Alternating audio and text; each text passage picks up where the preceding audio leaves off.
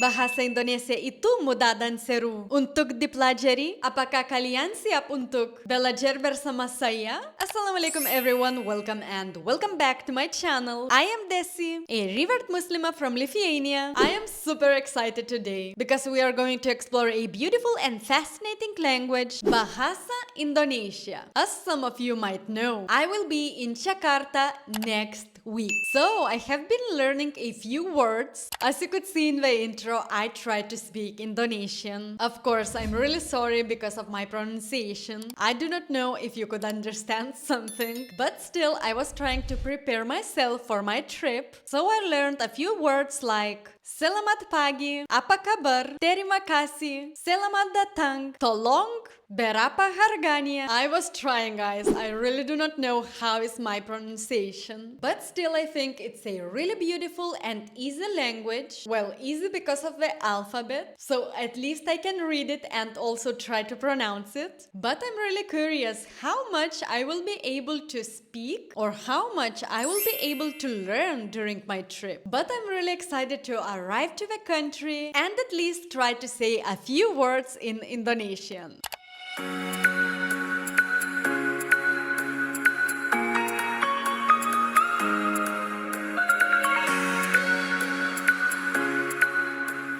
Hello everyone, welcome to the Lang Focus channel and my name is Paul. Today's topic is the Indonesian language, or Bahasa Indonesia as it's called in Indonesian. Indonesian is closely connected with Malay. Indonesian is based on Malay, though it has evolved and taken on some uniquely Indonesian features. There are about 43 million native speakers of Indonesian and about 155 million second language speakers of Indonesian, mainly in Indonesia, where it's the national language and the sole official language. Why does Indonesian have so many more second language speakers than native speakers? Well, there are hundreds of languages spoken in Indonesia, and Indonesian functions as a lingua franca between speakers of different languages. If you still didn't watch this video, I highly recommend you to watch it because in that video we talk about the 700 languages that Indonesia has. It's the language of education and of media, and these days everybody learns Indonesian, but most Indonesians still speak a different regional language as their native language, plus Indonesian, the national language. How was the Indonesian language born? Indonesian is based on the Malay language, which has been a lingua franca of trade and of the elite throughout the Malay archipelago for centuries. The story of Indonesian begins during the colonial period. In the early 17th century, the VOC, or the Dutch East India Company, established a trading post at Batavia, the site of present-day Jakarta, and over the following 3 centuries expanded into other areas of present-day Indonesia. The Dutch East India Company made Malay the administrative language of its trading outpost. In 1799, the Dutch East India Company went bankrupt and the Dutch government took control of the colony. In the late 18th century, the British East India Company had also arrived in the archipelago, and in 1824, a treaty between the British and the Dutch divided the area between the British to the north and the Dutch to the south. In the Dutch colony, the promotion of the Dutch language and education in Dutch began, but only to a limited extent, mostly for the elite. Compared to other colonial powers, the Dutch were not really interested in changing the culture of the colonized people. Their main goal was to facilitate trade. Therefore, since Malay was already a lingua franca that could facilitate trade, there was no reason for them to introduce Dutch as a lingua franca. The Dutch promoted Malay as the language of education, recognizing Riau Malay, the classical Malay spoken in the Malacca and Johor Sultanates, as the standard language. This standard form of Malay continued to develop with the abundance of Malay literature in the 19th century, and in the 20th century, Malay linguists published dictionaries and grammars to further standardize and modernize the language. The Dutch language never became widespread in Indonesia. In fact, in 1940, only 2% of Indonesians spoke Dutch. But even though the role of the Dutch language was very limited, a large number of Dutch loanwords entered the Malay language in the areas under Dutch control. And this is one of the things that made the Indonesian variety of Malay different from other varieties. In the early 20th century, a pro-independence movement arose, and people throughout the Dutch colony began to see themselves as a single people, Indonesians. The term Indonesia was a new term for the archipelago, created by European ethnologists, but adopted by nationalists in the Dutch colony. At the Youth Conference of 1928, young nationalists declared the Youth Pledge with 3 ideals: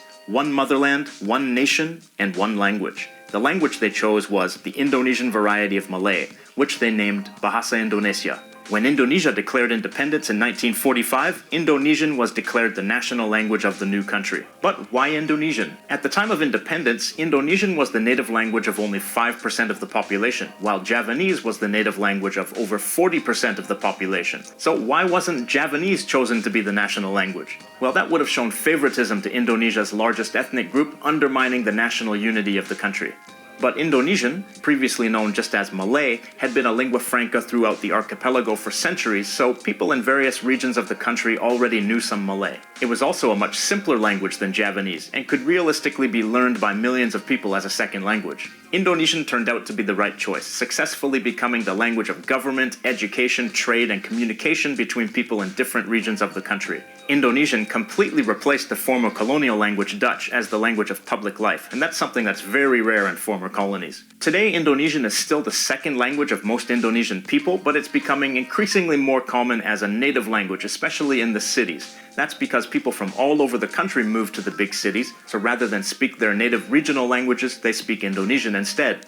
And some of them get married with each other, and they raise their children speaking Indonesian as their primary language. This is so true. Many of you also wrote me in the comments that your mother is from one area and your father from another, or even you wrote me that your wife is from one area and you from another. By the way, if you are interested in the whole history of Indonesia, I highly recommend you to watch that video after this video. You will find the link in the description. So, what is Indonesian like? Well, undoubtedly, one of the things that made Indonesian so successful as a national language so quickly was its simplicity. If you've seen my video on Malay, then you're already familiar with the simplicity of Indonesian because in its standard form, it's very close to standard Malay, just with some different vocabulary. Here are some features of Indonesian. Indonesian has simple phonology and orthography. In general, one letter represents just one sound. Indonesian has simple SVO sentence structure. There are no case inflections in Indonesian. There is also no grammatical gender in Indonesian. There's no plural form in Indonesian. And explicit plurals are made by reduplication. Reduplication meaning that you repeat the word again. This is amazing. It sounds really nice. If it wouldn't be because of the pronunciation, I would say that Indonesian is a really easy language. And perhaps best of all, no verb conjugations. Let's look at a few Indonesian sentences and we'll identify some of those features. Mereka sedang memasak telur untuk sarapan. This sentence means they are cooking eggs for breakfast. Word for word, it's they now cook egg for breakfast. We can see that this sentence is SVO. As I said before, there are no verb conjugations, so how do we know that this action is happening now? Well, it's because of this word right here, sedang. This is an adverb that indicates that something is happening right now. You can change the tense of the verb by changing this adverb. Here's another sentence. Mereka sudah memasak telur untuk sarapan. After changing the word sedang to sudah, the sentence now means they cooked eggs for breakfast, in the past tense. The adverb sudah means something like already and shows that an action has been completed. How about the future tense? Mereka akan memasak telur untuk sarapan. Here, akan is the future adverb. Another example. Seperti saya, dia sering berlibur ke Lombok. This means, like me, he often travels to Lombok. Word for word, it's like I, he often travel to Lombok. Another example. Apa kamu mau duduk? This means, do you want to sit? Apa is a yes or no question marker. So word for word, it's question, you want sit? But apa is often left out in speech. And notice that to express desire, you can just add mau right before another verb. The second verb doesn't change its form at all. I am really starting to love this language. The only problem for me is the pronunciation. Let me try to pronounce the next sentence. Saya, it's me, right? Saya menulis surat untuk teman saya. Okay, let's try once again. Saya menulis surat untuk teman saya. Let's hear it. Saya menulis surat untuk teman saya. This means I write letters for my friend. Word for word, it's I write letter for friend I. Notice that the word for letters, surat, is the same as the singular form. Also notice that possession is shown by placing a personal pronoun right after a noun. Teman saya, literally friend I, means my friend. This makes it quite easy to form possessives. Another example. Saya tidak suka makan kacang. This means I don't like eating peanuts. Word for word, it's I no like eat peanut. So we negate a sentence by adding tidak before the verb. And notice that, similar to the word mau, which means want, we can express like by placing the word suka right before another verb. Kacang sudah dimakan. This means the peanuts have already been eaten. Word by word, it's peanuts already be eaten. The verb dimakan is a passive. Let's take a look at some of the verbs from the above sentences. You can see that these Indonesian verbs have two parts, a root in black and an affix in red. Indonesian has many such affixes that are added to roots to make verbs and nouns. One example, the root Tulis, meaning to write. We have menulis, to write, ditulis, to be written, tertulis, to be written, tulisan, something that's written, menuliskan, to write something down, penulis, a writer, penulisan, the process of writing, bertuliskan, to have, written on it, bertulisan, with the writing or words. Wow. You can see more examples of such affixes in my video on Malay, which functions in the same way. Affixes are the most challenging part of learning Indonesian, at least for a lot of learners, but you can make use of that feature of the roots and affixes to help you learn new words through their connections with other words. Standard Indonesian really is a simple language compared to other languages, but that's Standard Indonesian, which is normally used as the written language and in formal contexts. The way Indonesian is spoken in daily life is often fairly different from Standard Indonesian. Different varieties of colloquial Indonesian are spoken around the country, and they're influenced by the local native language in that area. These different varieties of Indonesian are referred to as Bahasa Gaul. The Bahasa Gaul of Jakarta is influenced by Betawi, the Malay Creole language that's native to Jakarta, as well as by Javanese and Sundanese, since people from all over Indonesia moved to Jakarta. Let's look at the Bahasa Gaul of Jakarta and see how it differs from Standard Indonesian. Here's a sentence we looked at before. Mereka sedang memasak telur untuk sarapan.